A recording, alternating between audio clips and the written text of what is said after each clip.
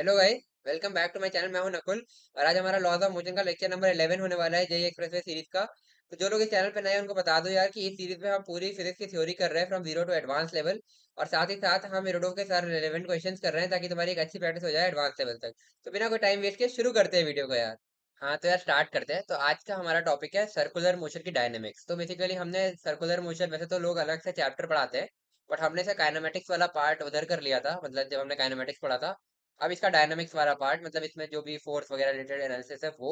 और इसके बाद इसका एक वर्क एनर्जी वाला पार्ट और बचता है, जो कि हम वर्क एनर्जी पावर जब पढ़ेंगे तब हम उसका एनालिसिस करेंगे, ठीक है। तो अब डायनामिक्स वाला पार्ट इसका अब हम देखने वाले हैं। तो तुम हेडिंग डाल सकते हो, डायनामिक्स ऑफ सर्कुलर मोशन। इसमें भी बेसिकली दो पार्ट है। सेंट्रीफ्यूगल फोर्स वाला तुम्हारा एक पार्ट है, और बैंकिंग वाला वो हम आगे पढ़ेंगे। अभी हम बेसिक डायनामिक्स पढ़ रहे हैं बस। Dynamics of circular motion.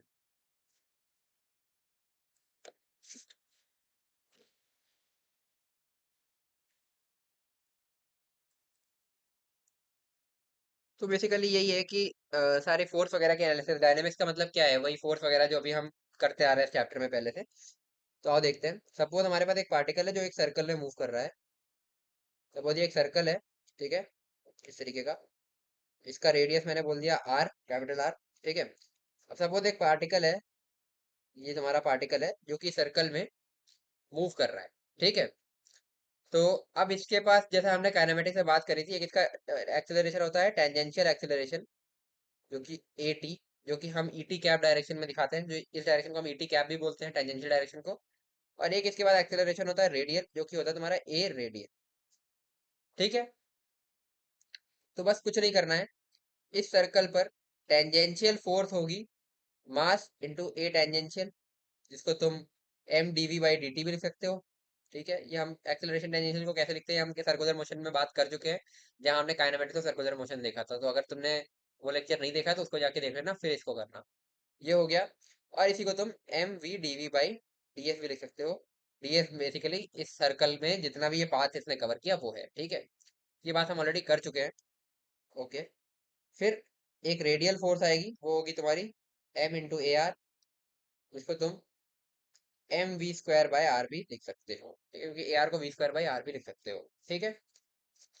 और इसको तुम आर ओमेगा स्क्वायर भी लिख सकते हो, ठीक है। और ओमेगा क्या होता है, ये एक बार मैं फिर से रिवाइज करा दे रहा हूँ। ओमेगा तुम्हारा होता है वी क्रॉस आर।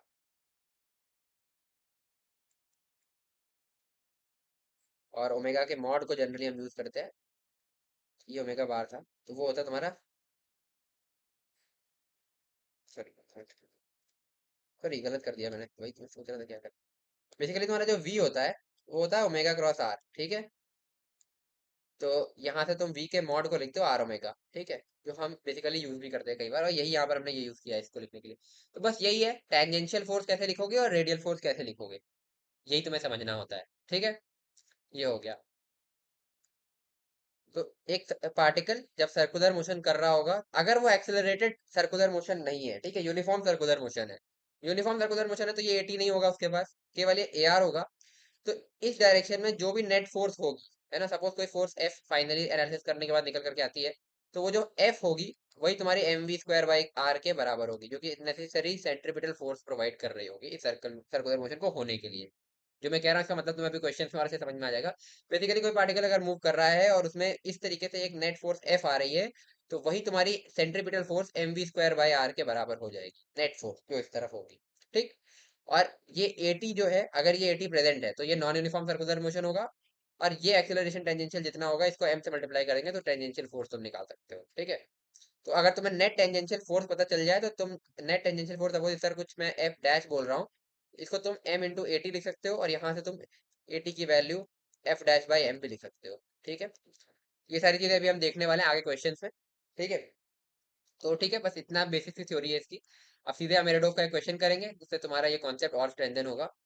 तो क्वेश्चन लेते हैं। क्वेश्चन है तुम्हारा इरोडोव का 1.83, यानी कि फर्स्ट चैप्टर का 83rd question.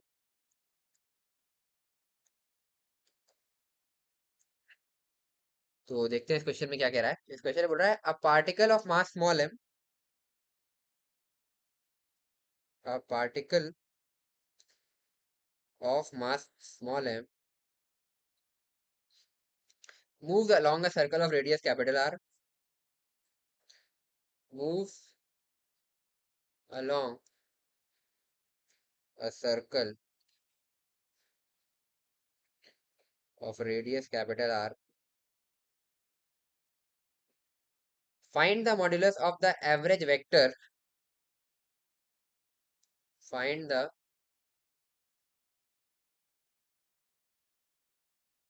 modulus of the average vector. Find the modulus of the average vector of the force acting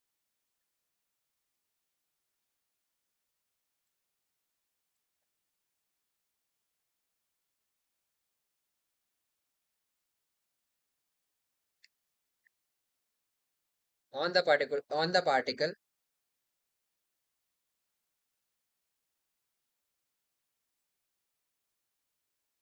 ठीक है over the distance equal to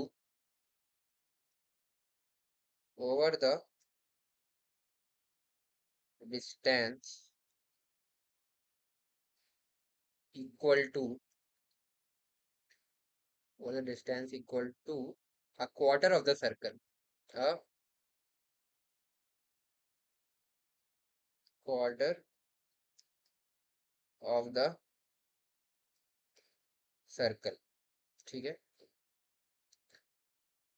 if the particle moves. अब इसमें दो केसेस हैं, दोनों केसेस में अलग अलग आंसर आएंगे, तो वो दोनों केसेस में अलग अलग एनालिसिस भी करनी होगी. तो if the particle move,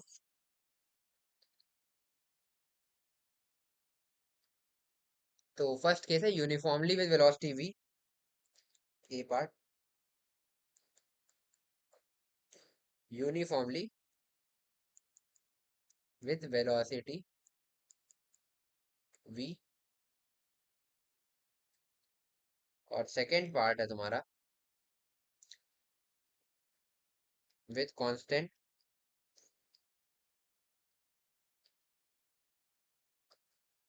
tangential acceleration.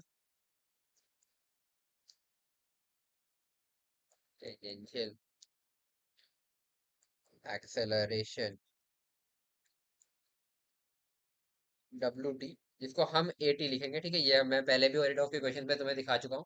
ये ए टी हम अपनी तरफ से ले रहा है क्योंकि इसमें हमेशा एक्सेलरेशन डब्ल्यू से लिखा हुआ है, बट हम ए लेते हैं तो हम ए से ही रखेंगे, फालतू कंफ्यूजन क्यों करना. पर नहीं, डब्ल्यू आगे तुम्हें ओमेगा से कंफ्यूज करेगा जब तुम रोटेशनल वाले क्वेश्चन करोगे तो फालतू का कंफ्यूजन क्यों क्रिएट करना, तो हम ए टी लिखेंगे. ठीक है, बाकी इसका मतलब वही डब्ल्यू टी है. बुक में डब्ल्यू टी लिखा था इसलिए मैंने क्वेश्चन में मेंशन कर दिया. The initial velocity being equal to zero.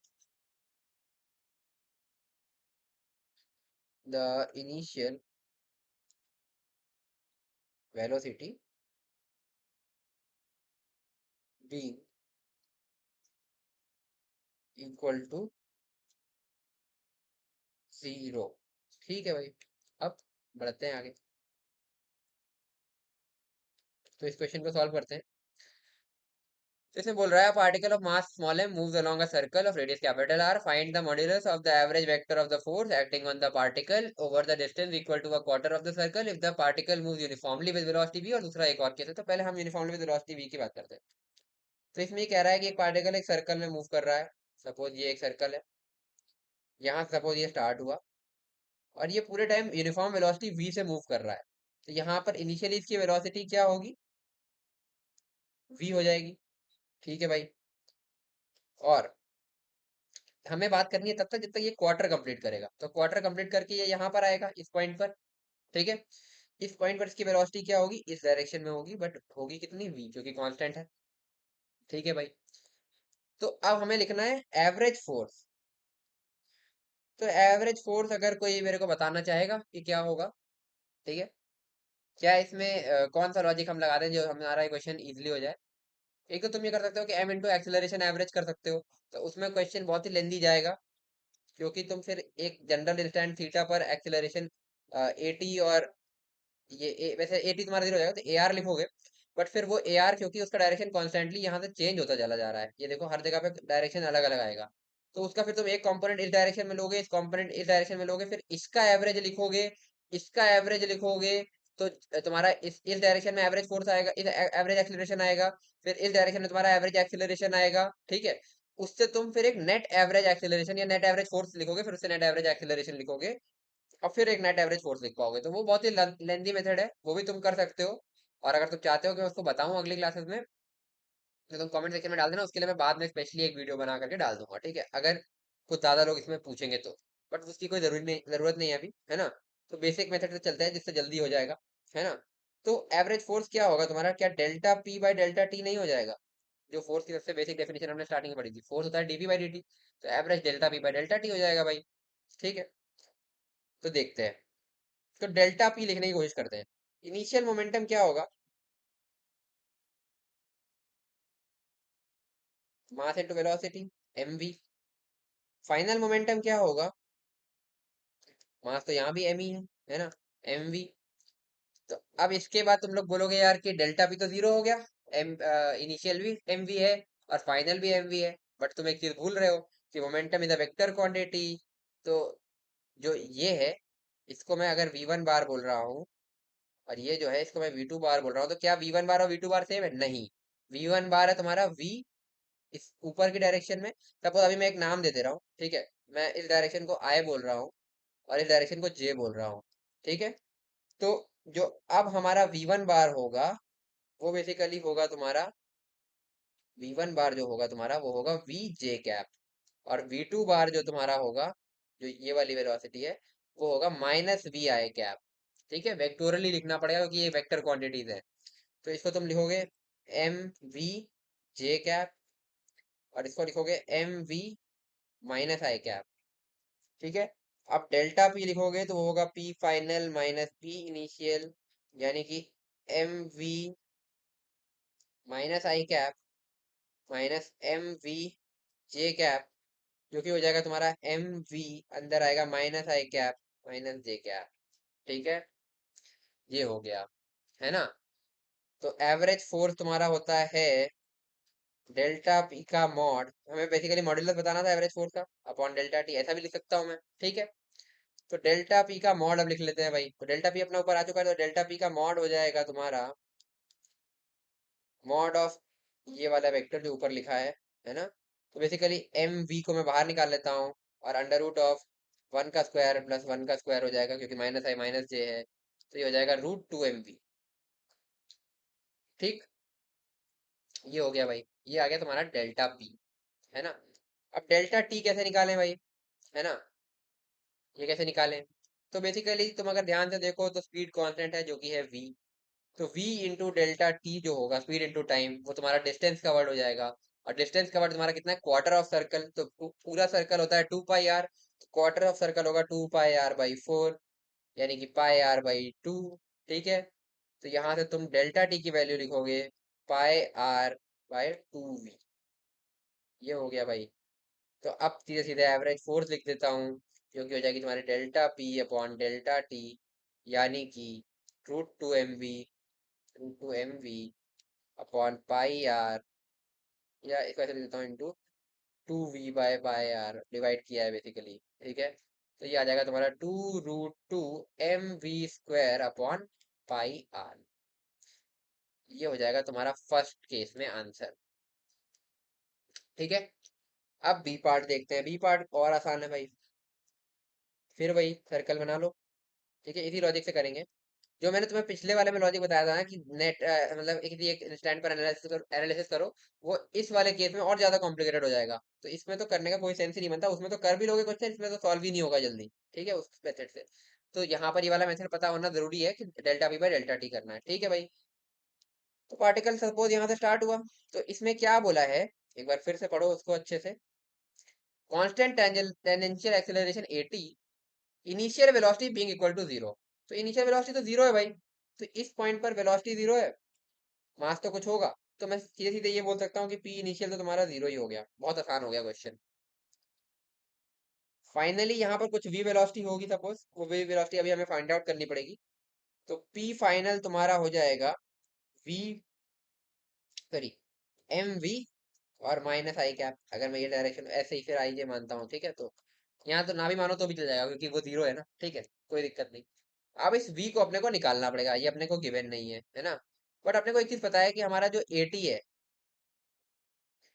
जो कि होता है तुम्हारा dv बाई dt के बराबर, है ना, वो कितना गिवन है तुम्हें, वो एट बेसिकली 80 ही गिवन है ना, वो 80 है। जैसे वहां WT लिखा था, हमने 80 मान लिया था, ये हो गया।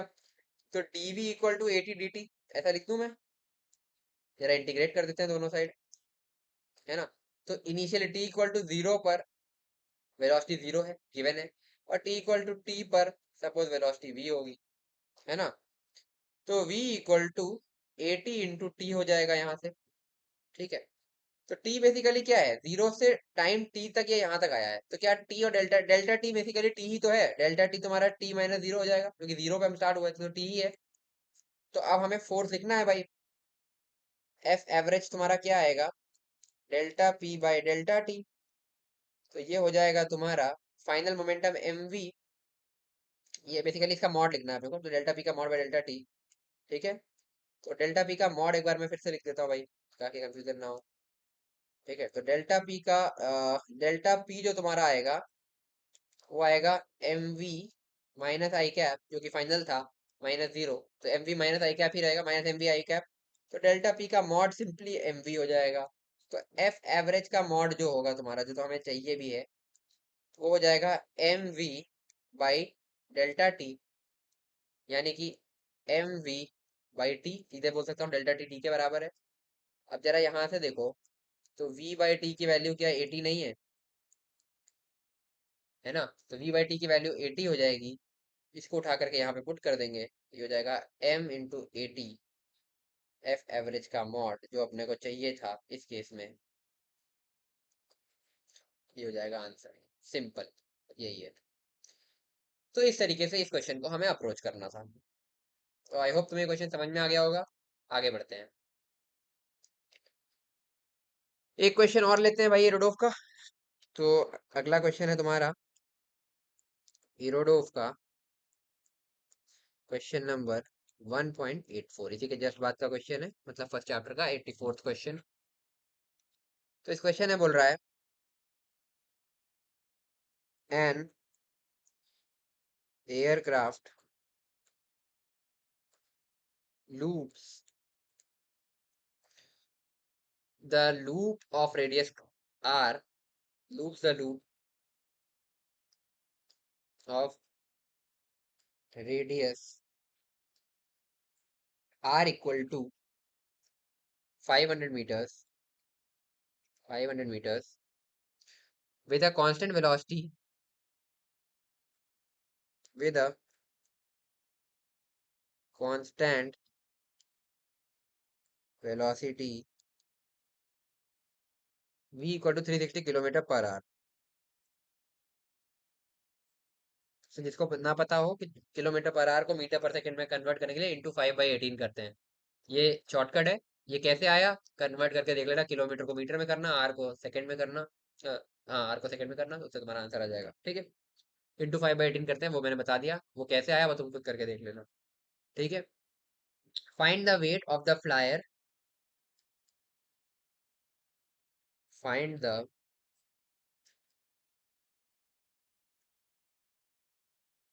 Wait of the flyer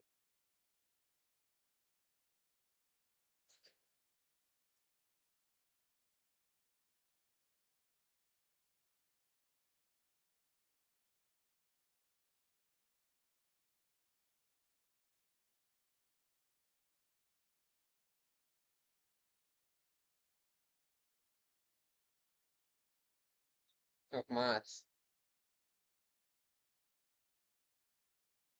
m equal to 70 kg, m equal to 70 kg in the lower, upper and middle points of the loop, ठीक है। तो एक बार तुम इसको ट्राई करो, फिर मैं बताता हूँ।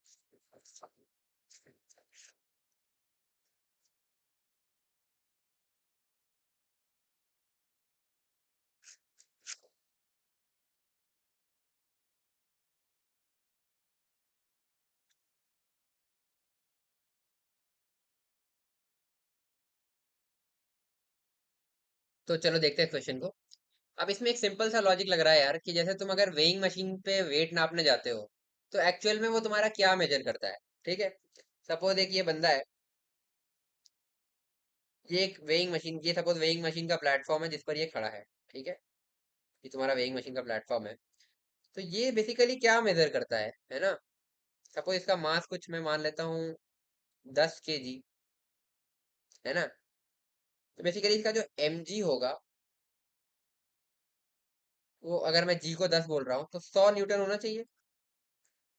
तो इसकी रीडिंग 100 न्यूटन ही आती है ना। बट सपोज मैं इसके हाथ में कुछ एक 5 kg का कोई सामान पकड़ा दूं, तो अब ये रीडिंग 100 न्यूटन ना होकर के 150 न्यूटन आएगी, जो ये रीडिंग देगा, है ना। बट इसका वेट तो यहाँ पे 100 न्यूटन ही था, बट इसने क्या रीडिंग दी, बेसिकली ये क्या रीडिंग देता है, जो मेजर करता है, वो बेसिकली मेजर करता है इसका नॉर्मल रिएक्शन। तो जो ये नॉर्मल रिएक्शन यहाँ से इसको मिलेगा, ये बेसिकली मैं यहाँ बना रहा हूँ, मेरे को यहाँ बनाना चाहिए।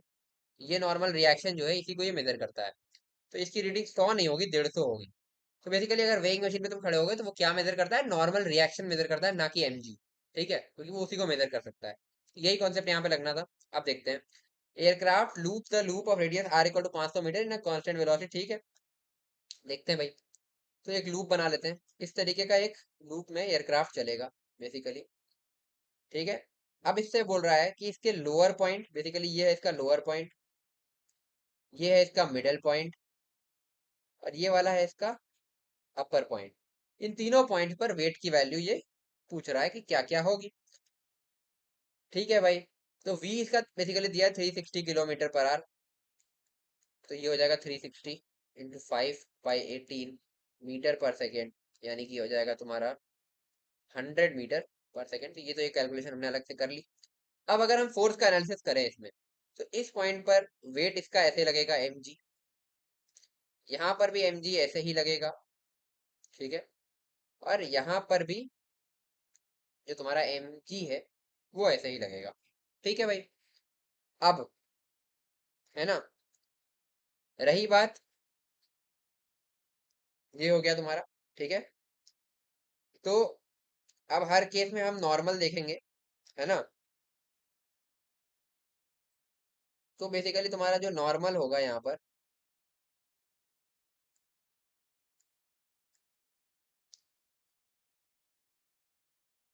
वो ऐसा हो जाएगा। ठीक है,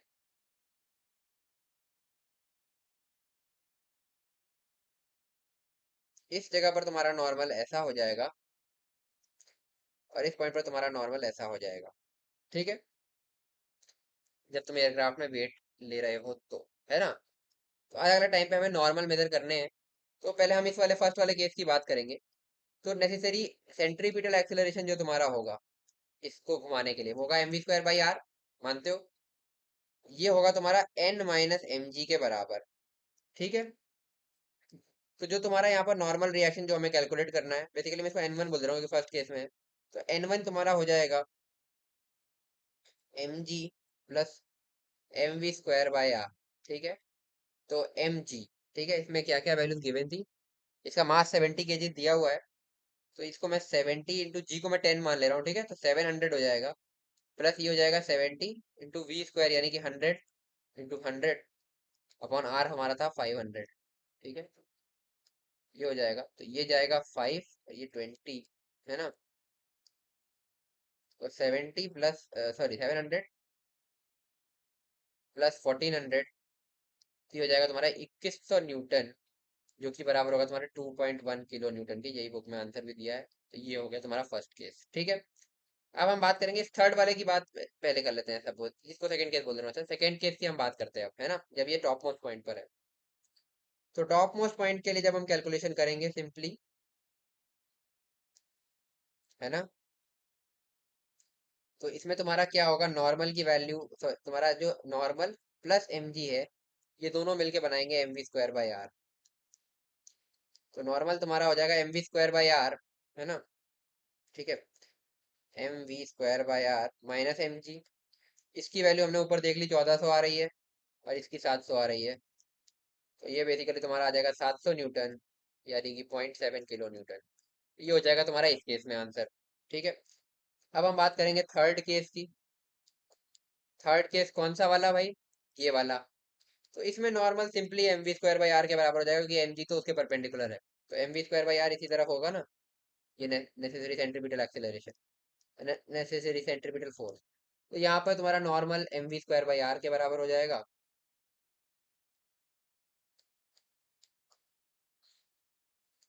तो ये सिंपली तुम्हारा 1400 न्यूटन यानी कि 1.4 किलो न्यूटन के बराबर हो जाएगा। अच्छा एक चीज ध्यान रखना, ठीक है, ये शायद मैंने सीक्वेंस उल्टा सीधा कर दिया। बुक में तुम्हारा कैसे बोला था, क्वेश्चन में पूछा था लोअर फिर अपर फिर मिडिल। हाँ सही है, सही, लोअर फिर अपर फिर मिडिल। तो ये लोअर है फर्स्ट वाला, फिर अपर है, फिर मिडिल है। तो ये हमने तीनों डिस्कस किया, उसी सीक्वेंस में डिस्कस किया है। तो यही तुम्हारे आंसर होंगे। लोअर में तुम्हारा आ रहा है 2.1, अपर में आ रहा है तुम्हारा 0.7, और मिडिल में आ रहा है 1.4। ठीक है, तो इस तरीके से हम एनालिसिस करेंगे। तो बेसिकली तुम्हारा जो वेट होता है वो नॉर्मल रिएक्शन होता है। ये तुम्हें समझ में भी आ रहा होगा कि प्लेन का अगर जो सरफेस है, तो इस समय पर सरफेस ये है तो नॉर्मल रिएक्शन ऐसे लगेगा। यहाँ पर सरफेस ये है तो नॉर्मल रिएक्शन ऐसे लगेगा, और यहाँ पर सरफेस ये है तो नॉर्मल रिएक्शन ऐसे लगेगा। ठीक है, तो यही है भाई। तो हो गया तुम्हारा ये done, है ना। चलो, तो ये भी एक अच्छा क्वेश्चन था। अब एक और क्वेश्चन एरोड ऑफ कर लेंगे। ठीक है, तो नेक्स्ट क्वेश्चन नोट कर सकते हो।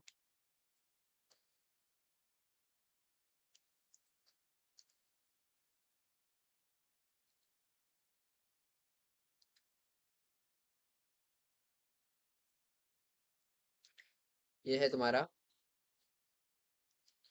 इरोडोफ का क्वेश्चन नंबर 1.87। ठीक है, तो इस क्वेश्चन में बोल रहा है a small body A start sliding of, a small body A start sliding of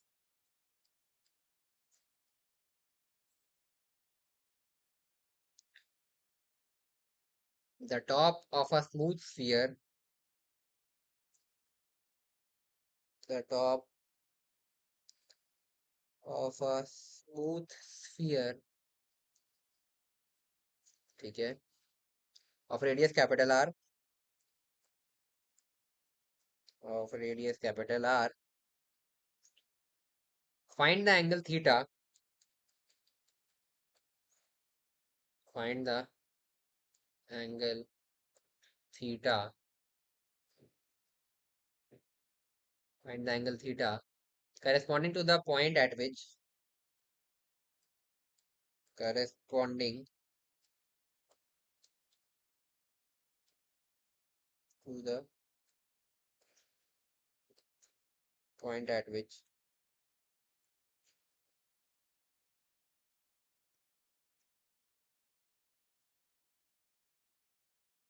the body breaks off the sphere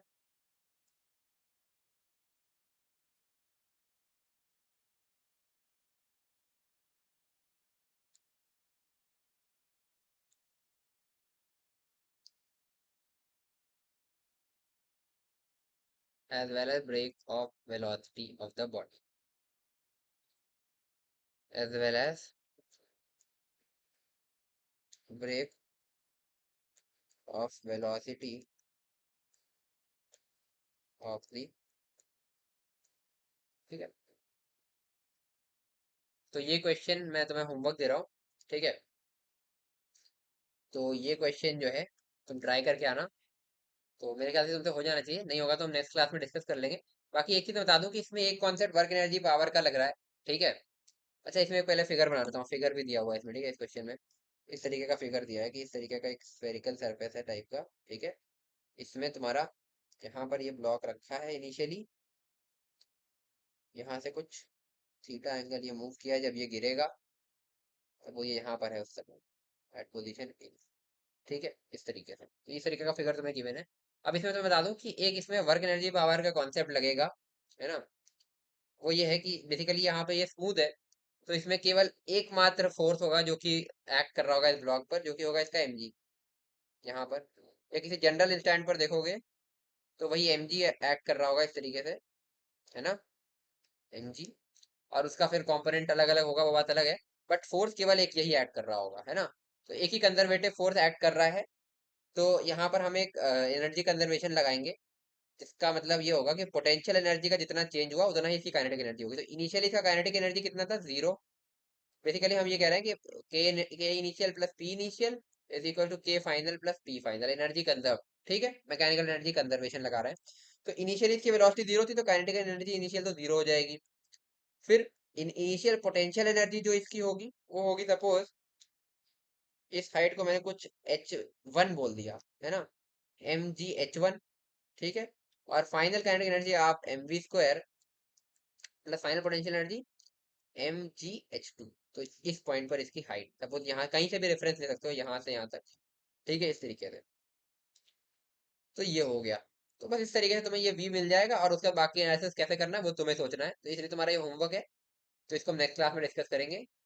तो आई होप तुम्हें जितना भी आज समझाया अच्छे से समझ में आया होगा। अगर कोई भी डाउट है तो तुम कमेंट सेक्शन में पूछ सकते हो, बट साथ में डाल देना कि किस पॉइंट पर तुम्हें डाउट आया था। इसके अलावा यार, जितना हो सके वीडियो को अपने दोस्तों के साथ शेयर करो। अगर तुमने अभी तक चैनल को सब्सक्राइब नहीं किया तो सब्सक्राइब कर लो। तो मिलते हैं यार नेक्स्ट वीडियो में। Till then stay motivated and keep studying. Bye.